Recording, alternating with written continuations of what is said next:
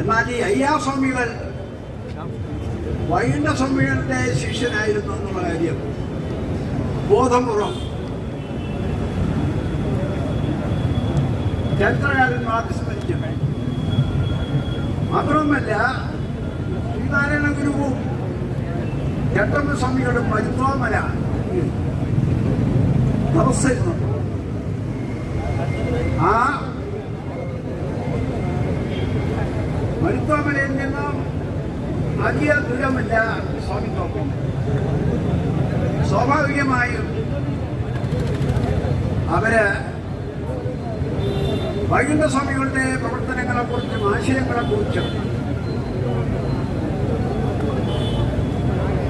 കൂടുതൽ അറിയുന്നതിനും പഠിക്കുന്നതിനും അവർ കഴിഞ്ഞു എന്നുള്ളതാണ് സത്യം. എന്നിട്ടാണ്